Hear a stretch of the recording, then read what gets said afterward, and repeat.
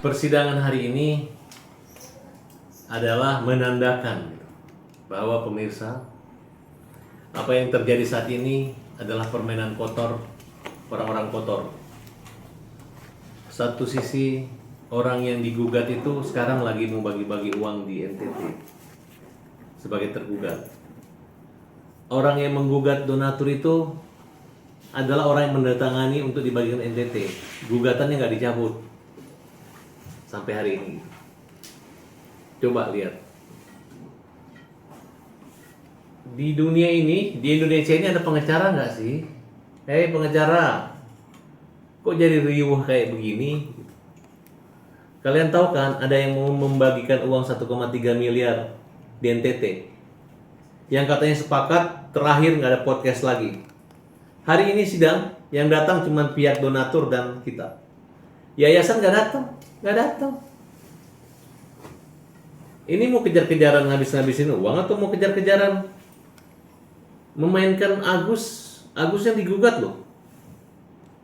Tergugatnya termasuk yayasan, termasuk yang katanya sekarang mengaku punya tanggung jawab terhadap Mr. D ini, DS. Jadi kayak main-main kan? Gugatan berjalan, Agus dilaporin pidana jalan, uang dibagi ke sana NTT. Oke? Jadi menurut saya sidang ditunda karena dua tergugat tidak hadir. Main-main. Apa kalian nggak punya rasa malu? Masih menggugat uang yang di kalian. Uang itu ada di rekening yayasan. Masih menggugat Agus. Uang katanya dibawa ke NTT. Masih menggugat Agus. Pengacara tim pembela kaum lemah masih sidang. Pengacara mana? Pakai pengacara yang benar atau pakai pengacara abal-abal? Ya. Jadi pengacara itu abas-abas, jangan abal-abal ya. Oke. Oke, Bang, ada juga statement dari pihak pengacara yang donatur bahwa donasi yang hari ini bisa dibilang itu sudah dibawa ke NTT tersebut sudah ada persetujuan dari para donatur. Itu kalau Abang sendiri menanggapi seperti Mereka itu kita anggap masih ilegal. Tidak ada surat kuasa dari 500 prinsipal. Jadi belum di sidang ditunda, kita ingin buktinya mana orangnya 500. Ini pidana, ini kejahatan, pidana. Berani banget satu orang, hanya Pablo mengatakan kirim ke NTT. Siapa Pablo? Aku jelaskan Pablo ya. PB ini adalah orang yang dulu menjadi pengacara yayasan. Kemudian dia menjadi pengacara, mundur ditunjuk ngopi jadi pengacara donatur. Dia kita laporkan karena mulutnya terlalu ember bocor, terlalu menghina dan melanggar undang-undang, melanggar hukum. Kita sudah laporkan. Kendalanya dia tidak jelas alamatnya di mana, rumahnya di mana, kantornya di mana. Ada yang punya alamat sini, kasih kita. Biar dia datang dipanggil sama Polda. Kemudian dia minta maaf sama saya. Siap cium tangan saya. Kemudian membayar sejumlah orang untuk mempertemukan saya. Ada, dia kirim bukti-bukti transfer uang orang-orang yang dibayar. Ya, kemudian ya saya ketemu. Nah, kemudian di omongan dia balik. Katanya Farhad minta uang 200 buat Agus. Kan nggak bagus seperti itu gitu.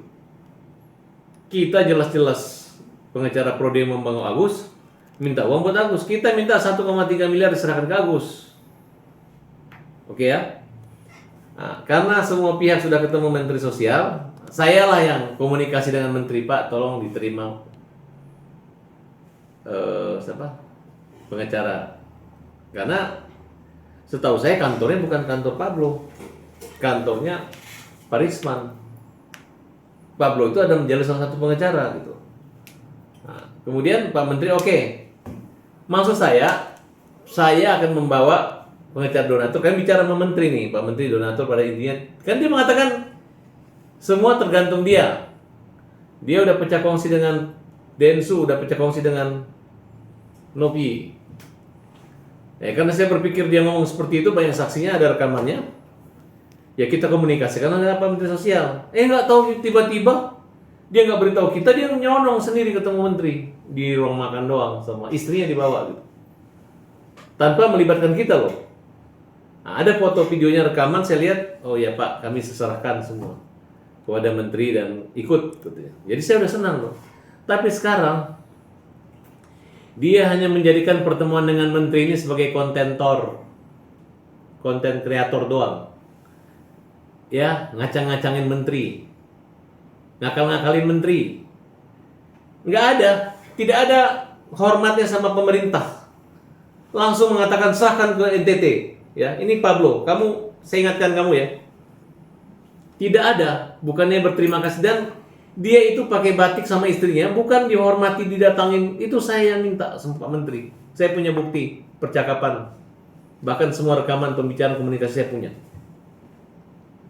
Jadi donatur bukan dia adalah orang penting di sini, tapi dia yang merasa penting dan dia tidak menganggap yang lain penting, hanya dia penting, makanya dia munculin, nggak ada kaitannya. Dan bagi saya, mereka adalah lawan kita, tegas kita katakan. Begitu dia cabut laporan, kita akan laporkan pidana. Tidak gampang ya, kalau pengacara beneran menggugat orang, melaporkan pidana orang itu tidak segampang, harus punya 2 alat bukti minimal. Harus punya unsur apa yang terpenuhi di situ.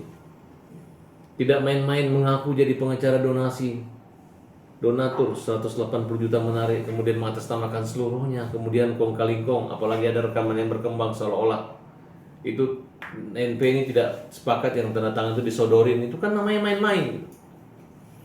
Jadi tidak usah membuat dirimu besar dan mengecilkan orang itu. Tahu diri lah, proses kamu ketemu Menteri Sosial itu karena andil saya dan saya meminta, karena saya meyakinkan Pak Menteri biar agar cepat tolong dipanggil orang ini. Saya memberi nomor telepon kamu semua ya. Jadi nggak ada kaitannya dengan sendiri, hanya dia aja yang rada licik dan seolah-olah. Dan itu pun Pak Menteri sudah pernah minta maaf pada saya, sorry saya nggak sempat karena saya berpikir Bang Farhad akan datang. Tapi ternyata ya begitu ceritanya. Dia hanya menjadikan konten aja, nggak ada manfaat dan maknanya di situ. Kemudian Denny Sumargo, sudah kita damai-damai, sudah kita minta maaf, sudah dia minta maaf, sudah minta tolong dicabut semua, udah perkara yang saya cabut semua, masih aja sampai sekarang. Kayak main-main gitu. Saya melihat di sini ada kesombongan gitu. Ya, saya melihat ada kesombongan. Ribet saya menghadapi orang-orang begini, mau baik-baik tuh nggak ada. Sekarang kepala saya sekarang udah pasang badan, gua nggak takut sama siapa aja.